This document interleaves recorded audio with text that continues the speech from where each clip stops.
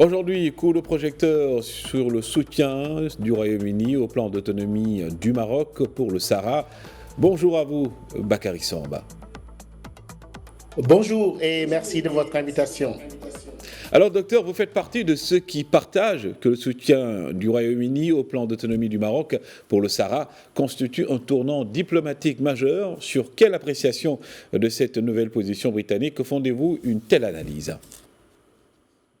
Oui, c'est vrai que ce soutien du Royaume-Uni au plan d'autonomie du Maroc, annoncé le 1er juin 2025, constitue à mon avis un tournant diplomatique majeur avec des enjeux diplomatiques énormes. D'abord, il y a le renforcement de la position marocaine. Le Royaume-Uni, comme on le sait, membre permanent du Conseil de sécurité de l'ONU, qualifie ce plan d'autonomie marocain de 2007 comme la base la plus crédible, viable et pragmatique. Et cette prise de position, qui est logique en soi, s'aligne sur celle des États-Unis en 2020, de la France en 2024, de l'Espagne en 2022 et renforce aussi la légitimité internationale du plan marocain qui est très très important aujourd'hui. Et on le sait, le poids de la Grande-Bretagne au sein du Conseil de sécurité pousserait les autres à suivre cette position logique après les États-Unis, la France, le Royaume-Uni. Cela conforte un poids diplomatique supplémentaire à la proposition marocaine et cela pourrait influencer positivement les discussions au sein de l'ONU et aujourd'hui, on voit que c'est une prise de position logique, évidente au regard de la légitimité de la position marocaine sur son Sahara.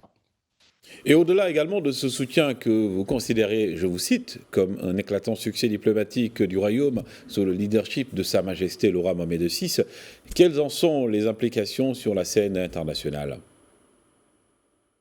Il est vrai que, vous savez, ce soutien britannique renforce la vision marocaine d'une solution sous souveraineté marocaine, qui est perçue d'ailleurs par les analystes comme un facteur de stabilité en Afrique du Nord.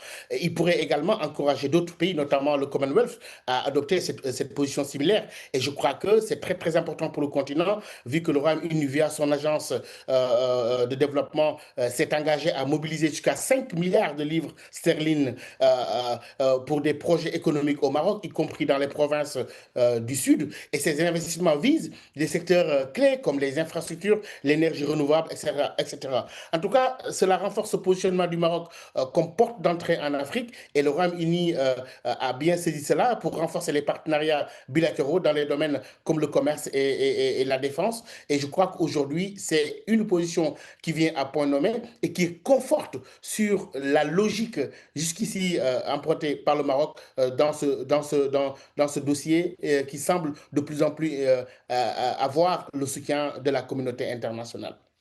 Vous y voyez aussi, d'après votre analyse, une redéfinition du positionnement britannique post-Brexit et en quelque sorte, comme vous le soutenez toujours, une reconnaissance du statut du Maroc comme une porte d'entrée essentielle pour le développement de l'Afrique. Pouvez-vous expliquer davantage pour nos téléspectateurs une telle position ? Il est vrai que ce tournant historique de l'appui au plan marocain constitue un enjeu géopolitique majeur.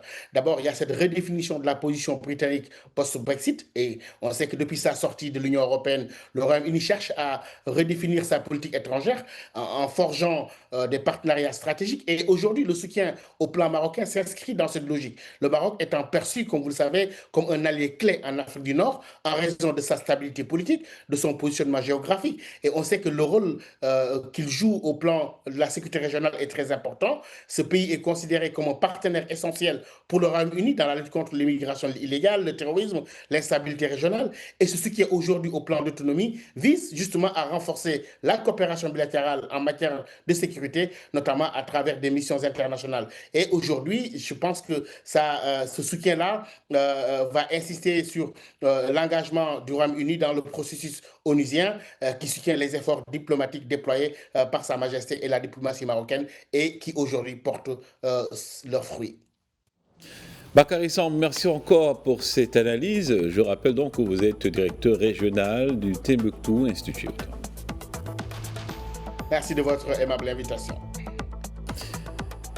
Et voilà donc qui referme ce journal. Merci de l'avoir suivi. L'actualité revient sur Média TV Afrique.